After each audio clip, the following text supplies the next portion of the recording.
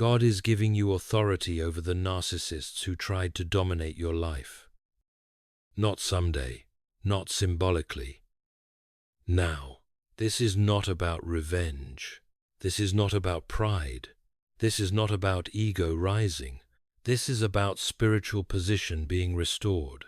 For years, you were dealing with personalities that operated through intimidation, control, guilt, manipulation, and image management. They thrived on confusion. They thrived on emotional reaction. They thrived on keeping you small. But God does not allow His children to remain under psychological oppression forever. There comes a season when heaven says, enough. Enough distortion. Enough gaslighting. Enough humiliation. Enough silent endurance. Authority is being transferred. You are no longer responding from fear. You are no longer defending yourself endlessly. You are no longer explaining what God already validated. And that shift is not accidental. When God gives authority, He removes intimidation. You may have noticed something recently. You are calmer when they provoke. You are steadier when they criticize. You are unmoved when they attempt to re-enter your space. That is not emotional numbness. That is authority. Authority means you no longer need their approval to feel secure. Authority means you no longer need to win arguments to feel right. Authority means you are no longer emotionally governed by their behavior. And narcissists feel that shift immediately. They feel the loss of control. They feel the loss of access. They feel the loss of emotional leverage. And that is where embarrassment begins. Because the power they thought they had over you was dependent on your reaction. Now that reaction is gone, because the power they thought they held was never real. It was borrowed from your reaction. Now that reaction is gone, and heaven has quietly transferred authority back to you. When God gives you authority over narcissists, He does not inflate your ego. He elevates your position. That is the difference. Because ego wants revenge, authority requires restraint. And some of you are beginning to feel something unfamiliar, a new steadiness, a grounded presence, a quiet clarity that was not there before. You are not as easily provoked. You are not as quick to defend. You are not scrambling to prove your innocence anymore. And that is not because you stopped caring. It is because your position has changed. For years, narcissistic personalities attempted to lower you psychologically. They used criticism to shrink you.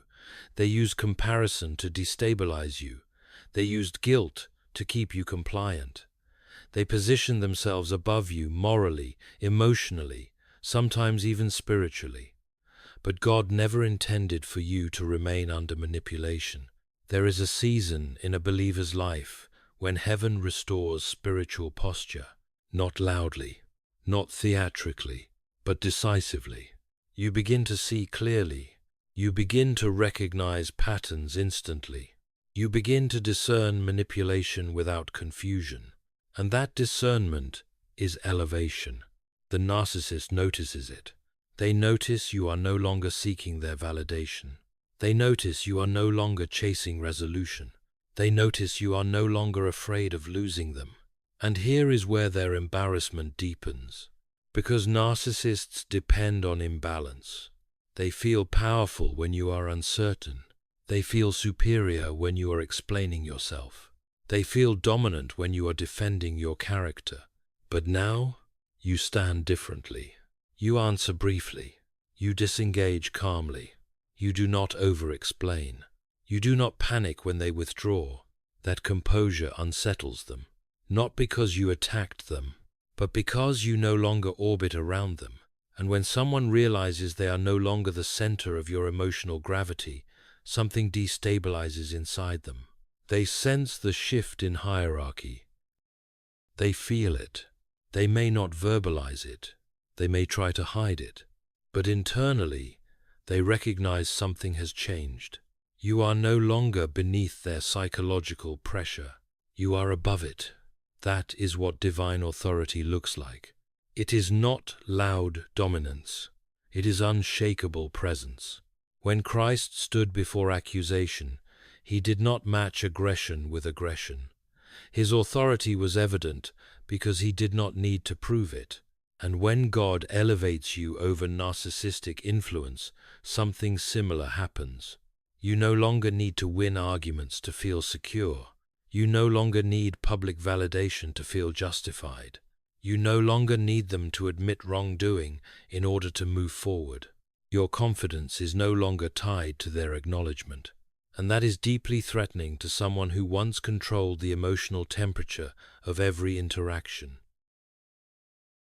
Their lives begin turning upside down, not because you did something dramatic, but because the imbalance they relied upon has disappeared.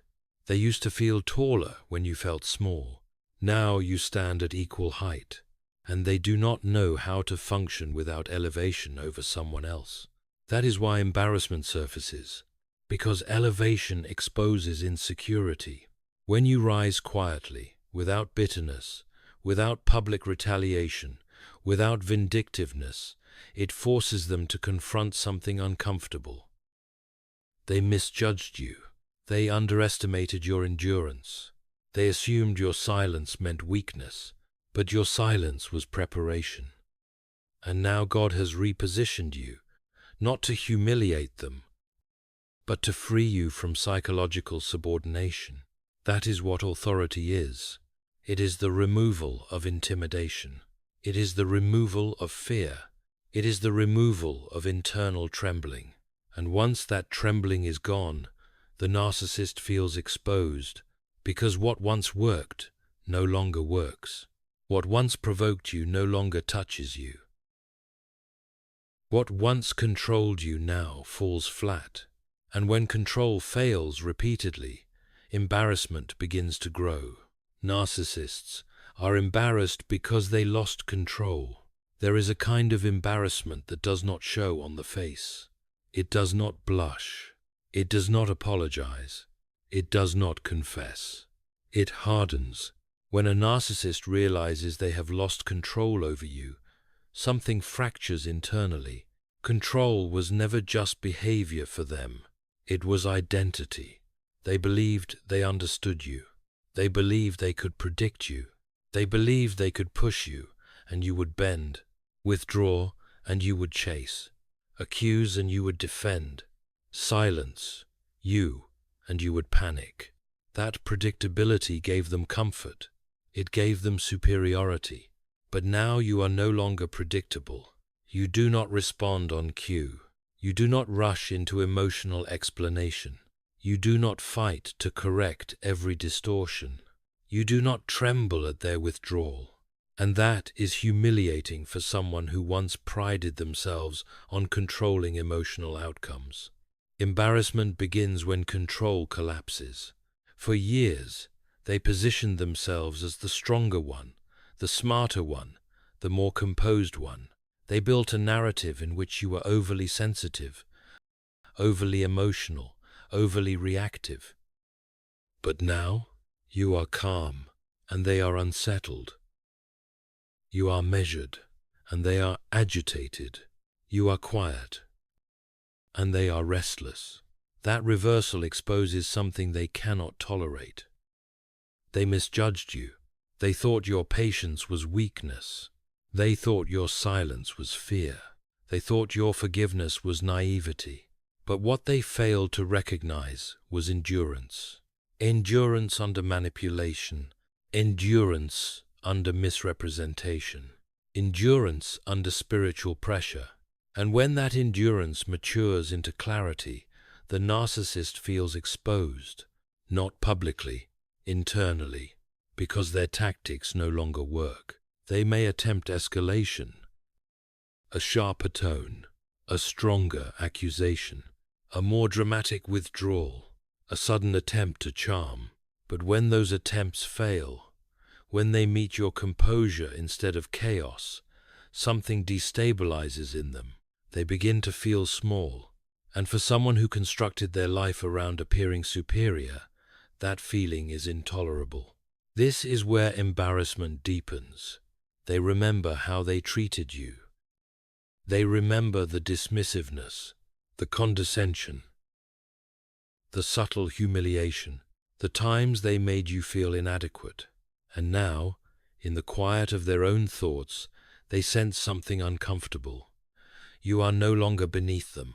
You stand on equal ground, perhaps even higher ground, not because you dominate, but because you are unshaken. That unshakable posture reveals the illusion of their former dominance. And illusion collapsing is painful, especially when it collapses without you attacking. You did not expose them. You simply withdrew your emotional availability. You withdrew your reactivity. You withdrew your validation.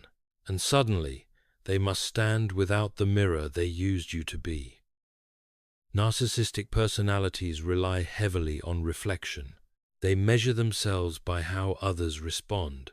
If you tremble, they feel powerful. If you chase, they feel desired. If you defend yourself, they feel superior. But if you remain calm, there is nothing to measure against. And without reflection, they feel undefined. That undefined feeling produces embarrassment, because they cannot admit they lost control. They cannot admit they miscalculated. They cannot admit that the person they underestimated has become emotionally stronger. So the embarrassment often manifests as irritation, coldness, subtle hostility, attempts to reassert authority. But beneath that exterior is something fragile, the realization that you are no longer influenced by them. And when you begin to embody that quiet authority, narcissistic personalities feel destabilized because their dominance required your submission. Without submission, their structure weakens. And when that structure weakens, their internal world feels threatened. That is the turning point. They are embarrassed not because you humiliated them. They are embarrassed because they cannot move you anymore. They are embarrassed because their psychological leverage dissolved. They are embarrassed because the person they once treated as inferior now stands immovable. And there is nothing more disorienting to a narcissist than losing influence over someone they once controlled. God is not humiliating them publicly. He is removing their access privately. And that private removal feels like loss of status, loss of dominance, loss of superiority, loss of control. And for someone who built their identity on control, that loss feels like exposure. You did not destroy them. You outgrew their tactics. And when manipulation meets maturity, manipulation collapses. Their lives are turning upside down, because control was their foundation. When Scripture speaks of a house built on sand, it is not describing sudden lightning, it is describing instability. The collapse does not begin when the storm hits. It begins when the foundation was wrong from the start. And for many narcissistic personalities, control was the foundation. Control of perception, control of narrative, control of relationships, control of emotional outcomes. Their stability depended on keeping others slightly off balance. They needed tension to feel superior. They needed confusion to feel intelligent. They needed your self-doubt to feel secure. But now that you are no longer destabilized, something subtle begins happening. Their life starts feeling unfamiliar, because the structure they relied upon is weakening. When you withdraw emotional participation, the narcissist must confront themselves without the distraction of managing you. And that is profoundly uncomfortable. For years, your reactions absorbed their insecurity. When they felt small, they criticized you. When they felt uncertain, they controlled you. When they felt threatened, they diminished you. You became the pressure valve. Now the valve is closed, and the pressure builds internally. This is how lives begin turning upside down, not always publicly, but internally first. They may appear composed outwardly, but internally, Their confidence feels fragile. Their authority feels questioned. Their influence feels reduced. And when someone has built their identity around dominance, even subtle loss of control feels catastrophic. You may notice changes around you: increased agitation, unexpected mood shifts, a sudden need to prove themselves, or dramatic attempts to regain relevance in your life. These are not random behaviors. They are attempts to restore imbalance. But when imbalance cannot be restored, instability grows. When a person cannot control their environment, they often unravel internally before anything visible happens.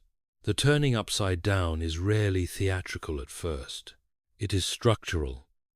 They begin second-guessing their influence. They begin sensing distance they cannot bridge. They begin recognizing that their former authority over you has dissolved. And this recognition unsettles them deeply, because for years they assumed permanence. They assumed you would always respond, always explain, always defend, always seek resolution. But permanence has been broken. God has shifted the dynamic. And when heaven shifts dynamics, human systems that relied on manipulation cannot sustain themselves. It is important to understand this carefully. This is not about God punishing them in dramatic spectacle. It is about natural consequences unfolding when control is removed. If someone builds identity on admiration, and admiration disappears, insecurity surfaces. If someone builds stability on dominance, and dominance dissolves, anxiety increases. If someone builds worth on superiority, and superiority fades, emptiness grows. That emptiness is destabilizing. And when emptiness expands, behavior often becomes erratic. They may overcompensate. They may attempt to reassert dominance in other areas. They may attempt to discredit you more aggressively, or they may retreat into silent resentment. But none of those responses restore what has been lost. Because what has been lost is not a tactic. It is access. Access to your emotional system, access to your vulnerability, access to your need for their validation. Without that access, their former structure weakens. And here is something deeply theological for those who walk closely with God. When the Lord removes fear from his child, he simultaneously removes leverage from the one who used fear. You are not trembling anymore. You are not trying to keep peace at any cost. You are not suppressing truth to avoid conflict, and that means they can no longer steer your behavior through intimidation. So their world begins to tilt. Not because you attacked, but because you stood still. Not because you retaliated, but because you refused to re-enter dysfunction. For many in your age group, especially those who have endured long-term marriage dynamics or family systems rooted in narcissistic control, this moment feels surreal. You may ask yourself, why does everything seem different now? It feels different because the hierarchy has changed. You are no longer positioned beneath emotional pressure. You are positioned above it. And when the person who once applied that pressure senses their influence evaporating, instability follows. Their life turns upside down because the emotional architecture they depended on has been altered. You have stepped out of it, and without your participation, their structure wobbles. They may still function. They may still present confidence, but internally, something is off balance. They cannot access what they once controlled. They cannot provoke what they once provoked. They cannot intimidate what they once intimidated. And when intimidation fails repeatedly, insecurity rises. That rising insecurity produces the turning. Their world feels less stable. Their confidence feels thinner. Their sense of dominance feels threatened. And that is the beginning of structural reversal. You did not cause it. You removed yourself from sustaining it. And when unhealthy control systems lose their supply, collapse becomes inevitable. The exposure of their image, when the mask can no longer hold. One of the most destabilizing experiences for a narcissistic personality is not public scandal, it is quiet exposure. For years, they positioned themselves as composed, moral, spiritually grounded, reasonable. Reputation was not optional for them, it was oxygen. Behind closed doors, however, you experience something entirely different. Control, dismissiveness, subtle humiliation, emotional distortion. As long as you reacted visibly, their image remained protected. If you appeared distressed, they looked composed. If you defended yourself passionately, they looked rational. If you were emotionally exhausted, they looked stable. Your reaction reinforced their narrative. But something changed. You stopped reacting. You stopped defending yourself publicly. You stopped correcting every distortion. You stopped playing the role assigned to you. And when you stepped out of that role, the contrast began to shift. Now you are steady. Now you are measured. Now you are not scrambling to protect your name. Over time, people notice consistency, especially those who are mature, observant, and spiritually discerning. They begin to see who is repeatedly reactive, who is repeatedly defensive, who seems unsettled without clear reason. You did not expose them.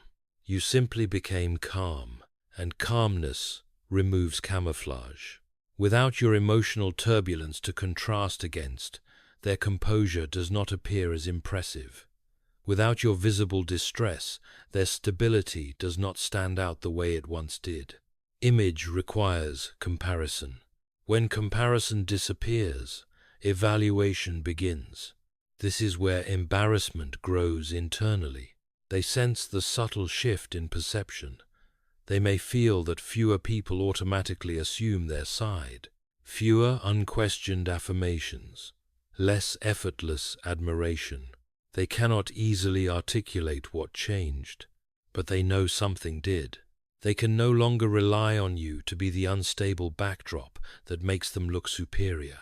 That realization is deeply uncomfortable, especially for someone who has invested years in managing appearances. And gradual exposure is more unsettling than sudden scandal, because it cannot be dismissed as gossip. It is simply observed pattern. You standing in quiet dignity shifts the atmosphere. Your restraint shifts the narrative. Divine authority requires boundaries without guilt.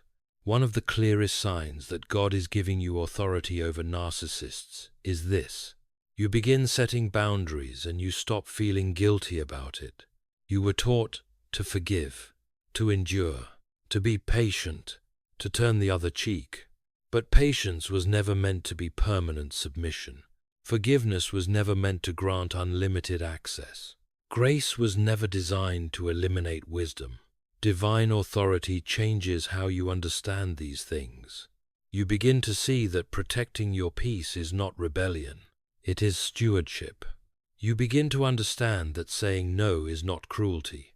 It is clarity. And clarity unsettles narcissistic personalities more than confrontation ever did. When you stop over-explaining your decisions, when you stop defending your boundaries, when you stop trying to soften every refusal, they feel the shift. Because guilt was once the rope that kept you tethered. They relied on your conscience. They relied on your compassion. They relied on your desire to be the bigger person. But when God restores authority, He also strengthens discernment. You start recognizing manipulation immediately. A subtle sigh meant to induce sympathy. A passive-aggressive remark meant to provoke explanation. A spiritualized phrase meant to shame you into compliance. And instead of engaging, you remain calm. You do not attack. You simply hold the line. That steadiness communicates something powerful. You are no longer emotionally governable. For many in midlife, this realization feels almost radical. After decades of trying to keep peace in marriage, in extended family, in church environments, in workplace hierarchies, you suddenly understand that peace is not maintained by self-erasure. It is maintained by alignment with truth. Divine authority does not make you harsh. It makes you firm. You can forgive without reconnecting. You can pray for them without reopening access. You can release bitterness without re-entering dysfunction. And when you do that, the narcissist feels displaced because they cannot move you through guilt anymore. They cannot destabilize you through accusation. They cannot threaten you with withdrawal. Your boundaries are no longer reactive. They are intentional. And intentional boundaries are deeply threatening to someone who once relied on emotional leverage. This is part of their life turning upside down. They assumed your compassion would always override your discernment. They assumed your faith would keep you silent. They assumed your patience meant permanent access. But now you understand something deeper. God does not call his children to live under intimidation. He calls them to stand in wisdom. And wisdom says, access is earned, trust is protected, peace is guarded. You are not becoming colder. You are becoming clearer. And clarity is the foundation of authority. The real reversal. You heal while they spiral. The deepest reversal is not loud. It does not announce itself with spectacle. It does not require public humiliation. It happens quietly, inside the nervous system. For a long time, your body carried tension you could not name. A constant alertness, a subtle bracing, a readiness for criticism, a readiness for mood shifts. You learned to measure your tone, to adjust your words, to soften truths, to anticipate reactions. That kind of living reshapes a person. But something has changed. There is less anticipation now, less scanning, less rehearsing conversations in your head.